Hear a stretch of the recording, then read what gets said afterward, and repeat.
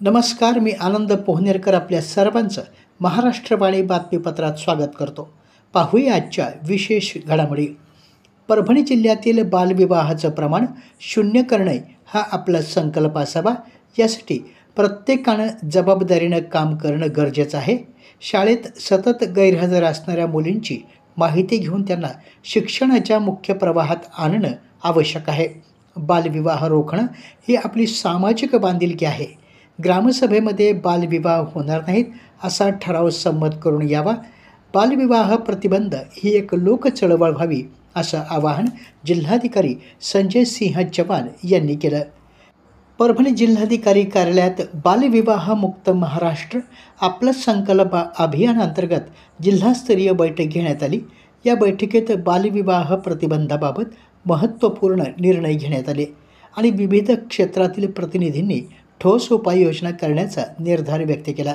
या बैठकीस जिल्हा पोलीस अधीक्षक रवींद्रसिंह परदेशी, शिक्षणाधिकारी डॉक्टर सविता बिर्गे, जिल्हा कार्यक्रम अधिकारी रेखा काळम, जिल्हा महिला बाल विकास अधिकारी मोनिका रंधवे, जिल्हा बाल संरक्षण अधिकारी आम्रपाली पाचपुंजे, चाइल्डलाईन समन्वयक संदीप बेंडसुरे, पर्यवेक्षक अधिकारी तांदळे आदी पदाधिकारी उपस्थित होते. पुढे बोलताना जिल्हाधिकारी म्हणाले, बालविवाह हा कायदेशीर गुन्हा आहे. तसेच सामाजिकदृष्ट्या बालविवाह ही अत्यंत घातक प्रथा आहे. ती थांबविण्यासाठी सर्वांनी एकजुटीने प्रयत्न करण्याची गरज आहे. या अभियानात पोलीस यंत्रणा, ग्रामसेवक, अंगणवाडी सेविका, आशा स्वयंसेविका यांनी आपापल्या जबाबदाऱ्या प्रामाणिकपणे पार पाडण्याचं आवाहन देखील यावेळी करण्यात आलं. धर्मगुरूंनीही या मोहिमेत सक्रिय सहभाग नोंदवण्याची ग्वाही दिली. परभणी जिल्ह्यातील 7 नगरपालिकांसाठी येत्या 2 डिसेंबर रोजी मतदान होणार आहे. त्यात अनुषंगाने गंगाखेड, जिंतूर, सेलू, मानवत, पाथरी, सोनपेठ, पूर्णा या नगरपालिकेमध्ये 10 नोव्हेंबरपासून अध्यक्षपदासाठी आणि सदस्यपदासाठी उमेदवारी अर्ज भरण्यास सुरुवात झाली आहे. गंगाखेड या ठिकाणी आजपर्यंत अध्यक्षपदासाठी 1 तर सदस्यपदासाठी 6 उमेदवारांनी अर्ज दाखल केले. जिंतूरमध्ये एका उमेदवाराने अध्यक्षपदासाठी आणि एकाच उमेदवाराने सदस्यपदासाठी अर्ज दाखल केला आहे.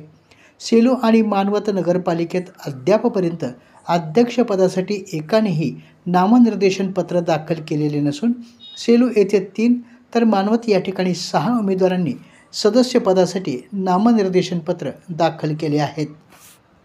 पाथरी येथे अध्यक्षपदासाठी एका उमेदवाराने तर सदस्यांसाठी 4 उमेदवारांनी अर्ज दाखल केले आहेत.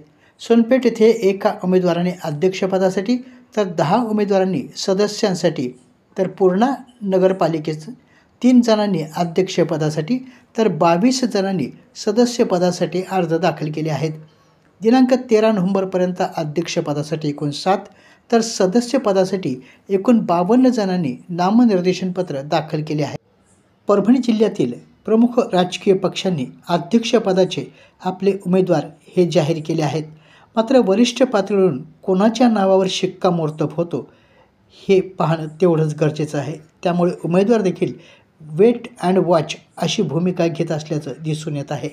त्याचप्रमाणे प्रतिस्पर्धी उमेदवार कोण यावरही बरेच गणितं अवलंबून राहणार आहेत. परभणी शहरात वाहतुकीची कोंडी ही नित्याची बाब बनली आहे. त्यातच प्रमुख मार्गावर जड वाहने चालवण्यात येत असल्यामुळे दुचाकी चालकांना याचा त्रास सहन करावा लागत आहे. अनेक वेळेला वाहतूक विस्कळीत झाल्याच्या घटनाही सातत्याने घडत आहेत. परभणी शहरातील विसावा कॉर्नर येथील पुलावर आज दुपारी 4च्या सुमारास ऊस कटर असलेला ट्रॅक्टर हा महामार्गावर बंद पडला. अवघड असलेल्या या वाहनामुळे दोन्ही बाजूने वाहतूक ठप्प झाली. काय करावे हे नागरिकांना सुचेना.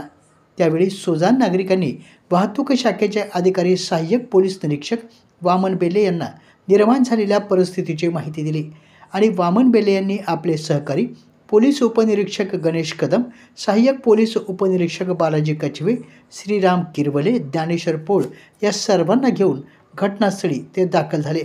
सुजाण नागरिक आणि पोलीस अधिकारी कर्मचाऱ्यांनी बंद पडलेलं हे अवजड वाहन ढकलून बाजूला केलं आणि विस्कळीत झालेली वाहतूक यंत्रणा पुन्हा सुरळीत केली. नागरिकांनी ही वाहतूक शाखेच्या अधिकारी आणि कर्मचाऱ्यांनी दाखवलेली समयसूचकता पाहून त्यांचं कौतुक केलं. पोलीस विभागाच्या वतीने जड वाहनांना परभणी शहरामध्ये ठराविक वेळेतच किंवा पहाटेच्या वेळी प्रवेश द्यावा, जेणेकरून नागरिकांची गैरसोय होणार नाही अशी अपेक्षा सुजाण नागरिकांनी व्यक्त केली. आपल्या जिल्ह्यातील अपडेट बातम्या पाहण्यासाठी आमच्या महाराष्ट्रवाणी चॅनलला लाईक करा, सबस्क्राईब करा आणि शेअर करा. धन्यवाद.